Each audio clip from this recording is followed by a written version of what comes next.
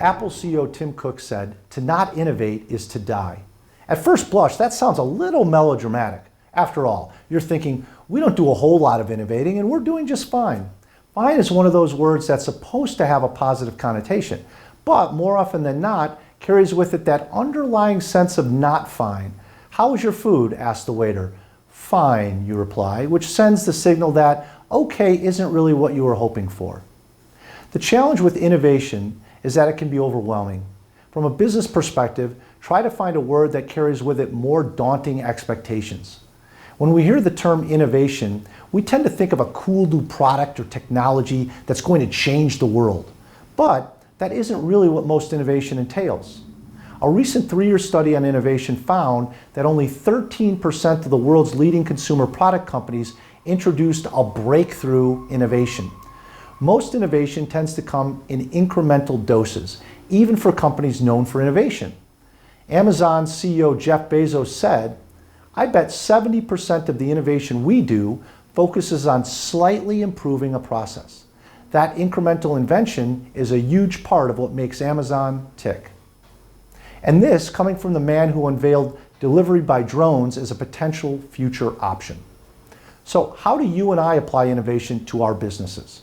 The first step is to understand the foundational definition of innovation, to create new value for customers. Sounds much more doable, doesn't it? Customers may be internal, such as the sales force, or external, as in a channel customer or end consumer. When is the last time you and your team created new value for your customers? Here are 3 ways you can take the concept of innovation and develop an innovative thinking mindset to apply it to your real-world work. Number 1, solve their challenge. A challenge is defined as difficulty or dissatisfaction with an activity, task, or the status quo that is stimulating to one engaged in it because the solution leads to progress. Progress manifests itself in the new value produced by helping those you serve solve their problems. If you want to move out of a reactive mode, you must help your customers solve their current challenges. Entrepreneur James Dyson spent decades working on vacuum technology to help people with their very common challenge of cleaning. He said, "I like frustration. I like seeing things in everyday life that don't work very well and try to make them better." One effective way of innovating or creating new value is to look at your market, customers, competitors, and own company and ask, what are the primary challenges people face? Consider functional activities, tasks, processes, internal and external aspects. If you feel your group is too caught up in the feature-benefit battle with competitors, come back to the key challenges or problems and how to solve them in ways that introduce new value. Before revolutionizing the vacuum with his cyclone technology and see-through, bagless canister, Dyson solved a problem many of his British neighbors who worked in their yards felt: wheelbarrows getting their tires stuck in the mud. Instead of a wheelbarrow, he introduced the ball barrow, which used a ball instead to solve the problem of the wheels getting stuck. Innovate.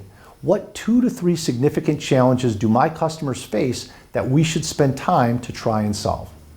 Number 2, jump the domain.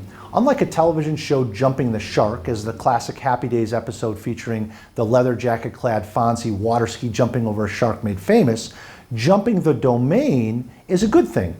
We tend to operate in fairly finite domains of our industry, market, and product or service categories. Thinking along these lines on a regular basis creates mental tracks, which streamline typical business activities. However, when it comes to thinking in different ways, these tracks can become ruts. In the innovative thinking workshops I lead, we go through an exercise I developed called domain jumping. It's an excellent technique to extract people from their mental ruts and give them new perspectives in which to view their business. One example of domain jumping comes from a company called Sharklet Technologies. The company evolved from the domain jumping of Tony Brennan. Tasked with finding a more effective means of reducing the amount of barnacles on Navy ships, he discovered the composition of shark skin as a carpet-like material of tiny teeth. These small, bumpy scales prevent algae and barnacles from gaining a hold on the shark. After the ship application, the company moved to shark-inspired texture film products that prevent bacterial adhesion. Some of these products have been helpful in places such as hospitals, where light switches, handles, and counters can house bacteria that leads to a greater incidence of infections. All possible because someone jumped their domain. Innovate. Identify a challenge your company faces and jump to another domain by asking, how would Disney, a teacher, or an indie pit crew approach this? Number 3, deviate the norm. The norm is comfortable, expected, and mediocre. Deviation from the norm is risky, nerve-wracking, and uncertain.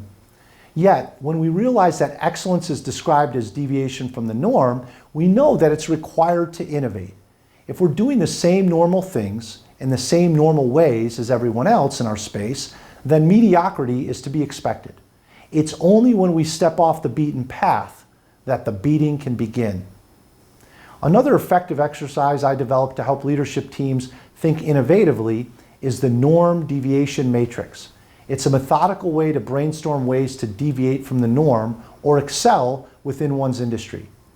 One long-standing example of the norm deviation effect in action is from Enterprise Rent-A-Car. Back in time, the norm was that to rent a car, you needed to go to the car rental agency, typically located in the airport. Enterprise deviated from that norm when they famously advertised, "We'll come and pick you up." That, coupled with having 90% of their offices in communities instead of airports, enabled them to create new value, to innovate for their customers. Innovate. What is an example of a prominent industry norm in our space, and how might we deviate from it? Innovation can be overwhelming and unproductive. Becoming an innovative thinker is achievable and practical. The ability to create new value for customers can transform business as usual into an unusually good business. Solve a challenge, jump a domain, and deviate the norm, or watch your competitors do it.